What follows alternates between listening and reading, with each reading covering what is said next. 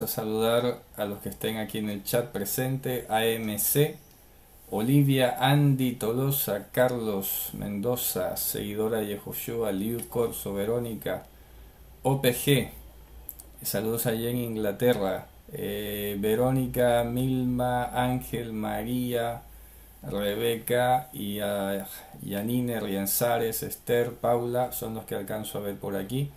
Ya se irá cargando después el chat. Bueno, hoy vamos a continuar. Este capítulo 3 de Colosenses se ha hecho bastante largo, ¿no? Pero la verdad es que es muy práctico.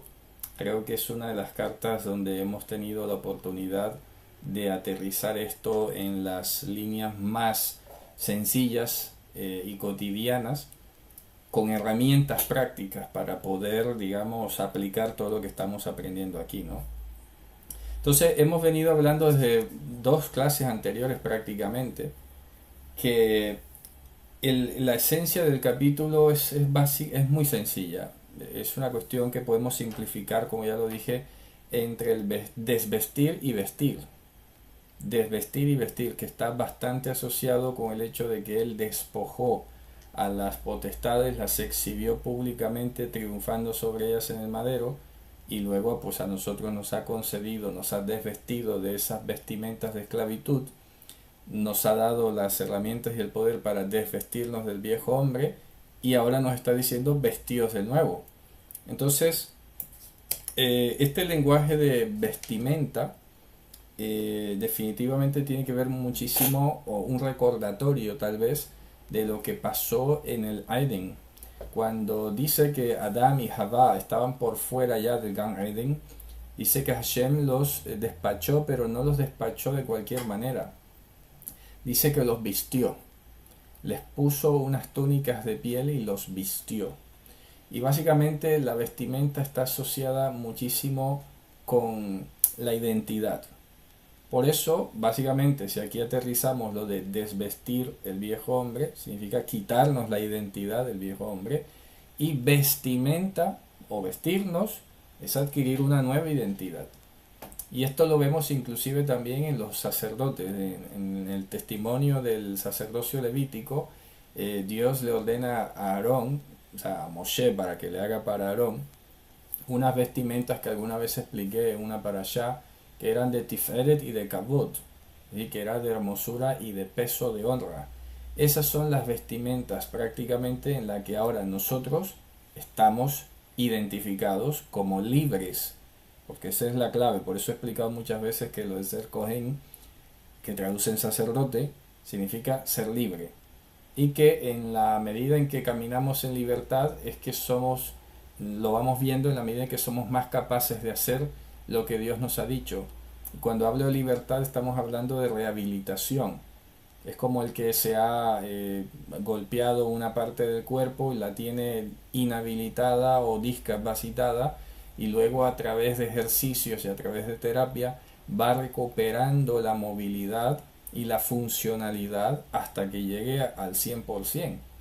Entonces nosotros veníamos inhabilitados, deshabilitados, con unas discapacidades, viciados al viejo hombre con sus hechos, pero dice la escritura que ya ahora hemos sido desvestidos de ese poder, quitados de ese dominio, y hemos sido trasladados al reino de la luz, y ahora estamos vestidos, como dice, como amados, etcétera. Y precisamente dice el verso 14, para aterrizar aquí en Colosenses 3, nada más y nada menos lo que acabo de mencionar. Dice: sobre todo esto y sobre todas estas cosas que viene mencionando, porque ya saben, hemos hablado del carácter, hemos hablado de las cosas humanas, carnales, que hay que quitar, y de los elementos espirituales que hay que adquirir. Estuvimos hablando la vez pasada de la paciencia, de la gracia, sobre todo del amor entrañable, de todos estos valores espirituales que, si bien algunos de repente pueden tener una noción humana y carnal, aún no la tienen como deberían tenerla. Hablo de los incrédulos, ¿no? Que no vamos a decir ahora, repito, que los incrédulos son unas bestias o lo que sea, no, no. Tienen muchos valores y cosas interesantes, pero aún cuando son bastante buenas, no llegan a estar al estándar o al nivel del que Dios nos enseña en la Torah. Entonces, desechando aquello, tomando esto, dice entonces sobre todas esas cosas, fíjate tú lo que acabo de decir. Entonces, si he dicho que la vestimenta es una identidad, entonces te está diciendo que una vestimenta que está como un sobre todo, fíjate que de hecho el sumo sacerdote, después de ponerse todas sus prendas, se acuerdan que él tenía primero que ponerse unos calzoncillos, es decir, una ropa interior. Luego se ponía una túnica. Luego encima se ponía un efod.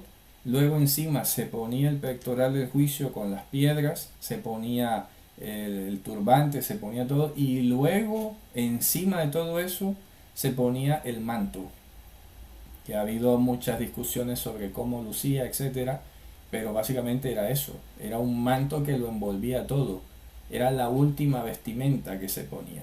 Y entonces de alguna forma, haciendo una similitud, no estoy diciendo necesariamente, ya tocaría hacer un estudio, a ver si aquellas vestimentas del sumo sacerdote se podrían equiparar con los valores espirituales que estamos mencionando aquí, sería interesante, pero no lo he hecho, por eso no lo voy a afirmar. Pero sí estoy haciendo por lo menos un paralelo, porque encima, sobre todas aquellas cosas que viene hablando, dice, vístanse de amor. Ahí sale la palabra agape, que sale, ya saben, el equivalente a la palabra ahavá, y que hemos dicho que es básicamente la palabra ahavá, que lo que es amor. Básicamente en este contexto específico, este amor tiene que ver con hacer la voluntad de Dios de manera incondicional. Pero ¿cómo así? Claro, este es el detalle, de manera incondicional. Porque todo lo demás se puede computar que son actos de amor. Cuando concedes gracia, cuando tienes esa solidaridad, cuando eres con afecto fraternal o entrañable, todas estas cosas, la paciencia, la resistencia, todo eso. Pero resulta que aquí además, cuando dice sobre todas esas cosas vístete, significa identifícate, que sea visible que en ti opera algo que se llama ahva, que es básicamente la equivalencia a ser imitadores de Dios. Así lo pudiéramos decir, en resumidas cuentas, ¿no? Hacer la voluntad de Dios de manera incondicional, sin esperar recibir nada a cambio, hacerlo porque sí. Hay un concepto que en hebreo se llama lishma, alguna vez lo expliqué hace muchos años, que sería algo como porque sí. Literalmente lishma es por causa de ello mismo, pero es bastante similar a decir porque sí.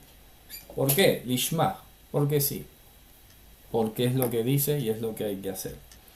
Dice que entonces ese manto, esa vestimenta que lo cubre todo, que está por encima de todo, que lo envuelve todo, la identidad que primero se tiene que notar, dice que es la vestimenta del vínculo perfecto. Vínculo perfecto. Y hay algunos manuscritos que en lugar de la palabra perfecto usan curiosamente la palabra unidad. Es el vínculo de la unidad.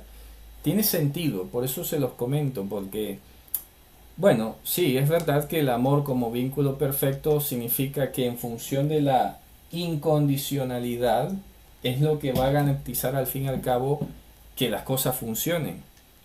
Como Dios ha sido incondicional con nosotros, pues a pesar de que fallamos y lo que sea, pues Él sigue siendo fiel, ¿ok? Está muy bien, repito, y aquí es muy curioso porque la alternativa es bastante distinta. Aparte de perfección, dice unidad. El vínculo de la vestimenta, el vínculo de la unidad. Y es muy curioso, repito, porque en Romanos, ya lo hemos leído en el estudio de Romanos alguna vez hace muchos años, dice que el amor de Dios ha sido derramado en nosotros y nadie nos podrá separar del amor de Dios. Entonces esta unidad de la que estamos hablando aquí no sería Ihud o Ahdud o algo ligado con Ehad, sino el hecho de estar vinculado, el hecho de estar anclado a, que sería este caso el buen equivalente de esta expresión, porque es la actitud y la conducta de Ahavá la que va a mantener y garantizar en todo el tiempo que exista el contacto, que se dé al fin y al cabo. Porque en determinados momentos, inclusive en las parejas, a veces hay fricciones, hay resquebrajamientos, hay fisuras, pero que hemos leído en unas clases anteriores, al Kol Pesha Tehase Ahavá. Ahavá va a ser capaz de cubrir inclusive cualquier pesha, pero esto es porque ha venido de Dios, ¿ok? Eso ha sido concedido por Dios. No quiere decir, ojo, porque también hay que anunciar esto, que alguien cometió un pesha, entonces, por amor me lo tienes que perdonar porque el amor. No, no, no. Es concedido por Dios. Por eso es que la Torah dice que si el marido, que es el que pone el ejemplo, que puede ser al revés, descubría una razón válida de divorcio, si no hallaba gracia en sus ojos, entonces le escribía el documento de divorcio, pero podía ser que sí hallaba gracia. ¿Y esa gracia quién la producía? La producía como una dádiva divina. Y es una manifestación de este Ahavá, que es el único que puede capacitar a una persona para pasar por encima de un pesha. ¿Vale? Ya saben, pesha, los pecados gravísimos de rebelión, los que no tenían corbán, los que no tenían sacrificio. Y esto nos recuerda, por ejemplo, que así pasó en el testimonio de Miriam y Yosef. Cuando él se entera que ella está embarazada, él automáticamente concluye, dice, claro, no es mi hijo, pues esto es un pesha. Esto ha cometido adulterio y fornicación. Pues no, la voy a dejar en secreto y que se lo arregle, ¿no? ¿Y qué apareció? Bueno, Dios se le aparece y, o sea, Ruach HaKodesh en revelación le dice, mira, no temas recibirla, que esto es otra cosa, no es lo que tú te imaginas. Y ya está, y así funcionó. Y así funcionó. Entonces, por eso les digo que tampoco las cosas son como la gente se le imagina, que mecánica y por defecto. Hay cosas que son sobrenaturales. Sobrenaturales. Y la capacidad de pasar por encima de un pesha solo es dado por Ahavá, y esto es una dádiva divina. Por eso es que el amor que hemos recibido no puede ser truncado, porque ha sido dado por Dios. Nada nos podrá separar de él. Pero resulta que sobra decirlo, pero por si acaso, que ese amor al mismo tiempo nos va a ir capacitando, como he venido diciendo desde el principio, nos va a ir rehabilitando, regenerando y nos va haciendo imitadores de él. Entonces dice el verso 15, en consecuencia, si tú te has cubierto de Ahavá y Dios además te ha concedido una gracia, abundante, en consecuencia, aquí hay algo interesante con la identidad. Amor, y esto se conecta directamente con paz, shalom. Pero que hemos dicho, shalom, ausencia de deudas. Mira, ausencia de deudas. Ausencia de cosas pendientes. Y esto es una cuestión, por eso dice, y el shalom de Mashiach controle o presida los corazones de ustedes. El shalom de Mashiach. Porque esto es consecuencia. Porque claro, se acordarán que él lo dijo, ¿no? Así como Dios te ha perdonado, pues tú también perdonarás, ¿no? Claro está. Entonces por eso está diciendo como norma general, como un principio básico, que el amor del que está hablando aquí está directamente vinculado o sintonizado con la conciencia de saber que tus deudas han sido perdonadas y que por lo tanto tú también vas a ser capacitado para perdonarlo como Dios lo vaya disponiendo. Esto es algo, repito, que no hay que forzarlo. Hay cosas, estoy hablando del pesha, sobre todo, pesha. Hay otras cosas que no necesitas que Dios te convenza y te lo revele, ¿ok? Cosas que ya están escritas en la Torah. perdonar a las ofensas, y como le dijo Mashiach, ¿no? Pedro le pregunta, maestro, ¿cuántas veces de perdonar a mi hermano? 7 veces, o sea, todas las veces. Le dijo, no solo eso, 70 veces 7, es decir, esto se lo vas a llevar a las naciones. ¿A qué se refiere? Pues que claro, cuando la persona viene y va a pedir perdón, pues le tienes que perdonar. Hay cosas, como bien dice la carta de Juan, que son los delitos de muerte, que ya quedan sujetos a la jurisdicción divina. No se puede forzar ni presionar a que se perdone porque sí. Porque es que de no ser de esta manera, entonces no habría escrito en la Torá la alternativa de dar el divorcio. Porque entonces diría, no, tienes que perdonarlo porque se arrepintió y punto, y ya está, lo tienes que recibir. Pero fíjate que estas cosas nos están mostrando la jurisdicción divina, y que si la persona no perdona un pesha, no se puede decir que no está amando. Ojo, no se puede poner en duda eso. Simplemente no ha sido concedido de parte de Dios. Porque esto no lo vamos a administrar nosotros ni a forzarlo. ¿Qué es lo que ha pasado lamentablemente en muchas otras sitios, bueno, en general? Porque entonces dicen, por ejemplo, es que ese es tu esposo o esa es tu esposa y ya está, y tienes que estar ahí sí o sí. Y resulta que la pareja está cometiendo cualquier cantidad de delitos de pesha, y entonces están forzando. Y ojo cómo se vincula esto. Pablo, cuando toca el tema del divorcio en parejas mixtas, vamos a decirlo así, bien sea que han venido casados y uno de los dos se convirtió, o alguien dio el paso en falso y se casó a sabiendas en yugo desigual, ¿qué dice Pablo? A paz nos llamó Dios. Porque si el incrédulo no quiere vivir, no acepta convivir, no respeta ciertos principios fundamentales, sobre todo la ética, la moral, la dignidad de la pareja, la honra, y no acepta y te quiere imponer eso, dice, pues no está sujeto el hermano o hermana al yugo de esclavitud. Ojo con esto, al yugo de esclavitud. Porque es que hemos sido llamados libres.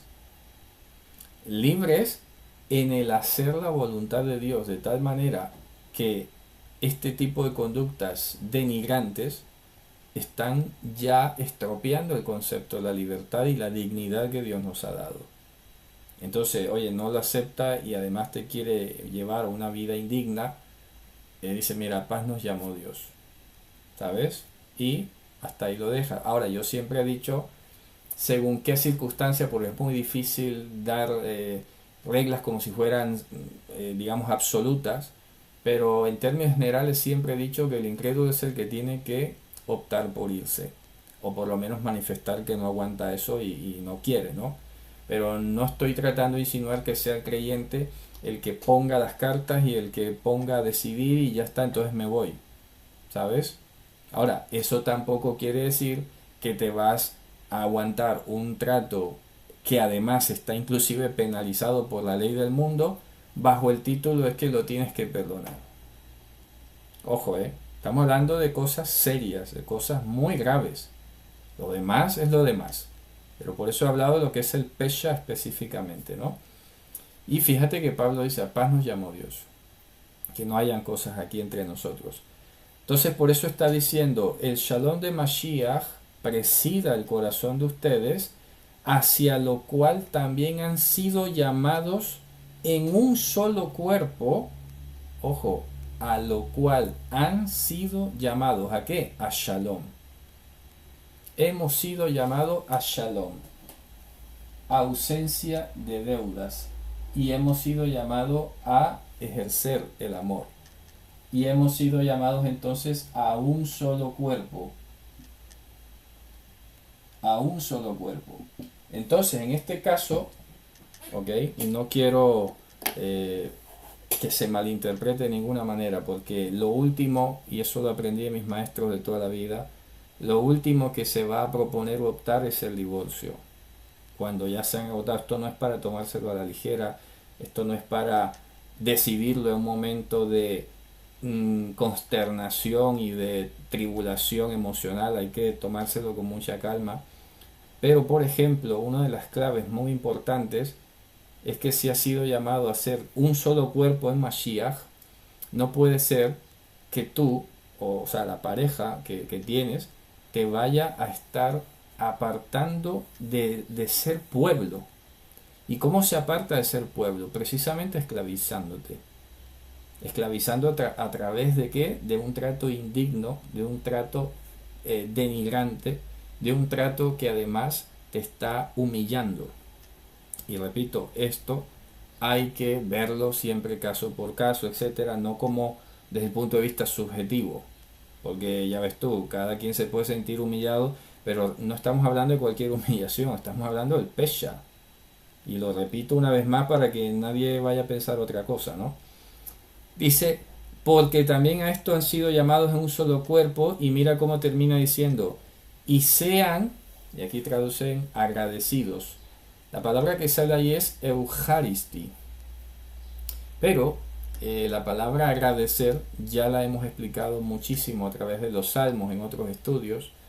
Lo de agradecer tiene que ver con confesar, con la capacidad de confesar. Entonces imagínate que tienes una situación en la que no puedes dar ni siquiera gracias a Dios porque enseguida te recibes un repostón, un maltrato, una burla. No puede ser, ¿sabes? Porque está ya vituperando a Dios. Entonces ahí donde dice un segundo, respeto. Porque aquí la escritura está ordenando el ser agradecidos. Una pareja incrédula, por muy incrédulo que sea, si tiene condiciones normales para vivir en pareja, no se va a meter en los asuntos que son de la relación entre la persona y Dios. No se va a meter. Pero si ya comienza a haber una resistencia y a cada rato está destruyendo o boicoteando el vínculo y la confesión, porque estamos hablando de gratitud como confesión, como reconocimiento, ustedes lo saben que lo he explicado hace mucho rato, toda.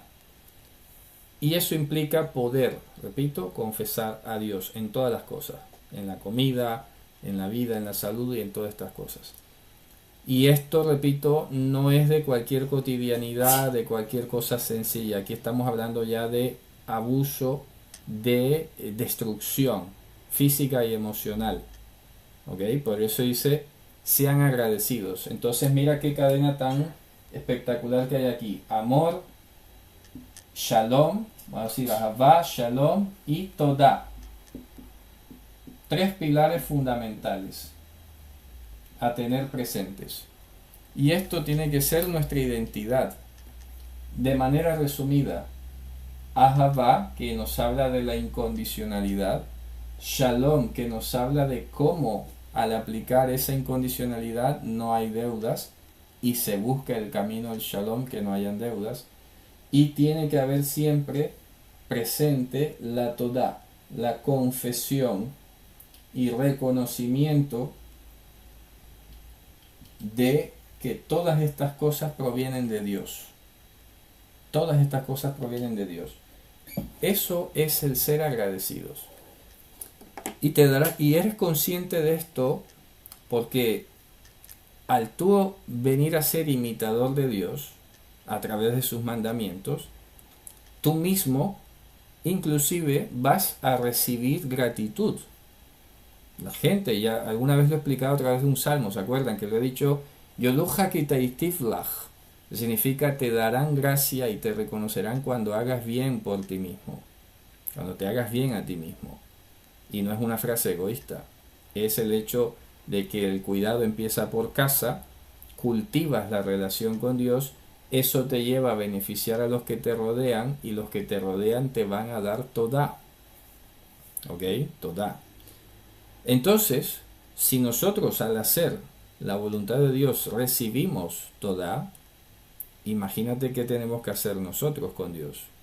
Tenemos también que dar esa confesión y ese reconocimiento de que todas las cosas que vienen a nuestra vida, las agradables y las no agradables a veces, todo proviene de Dios. Todo. Aún las más dolorosas.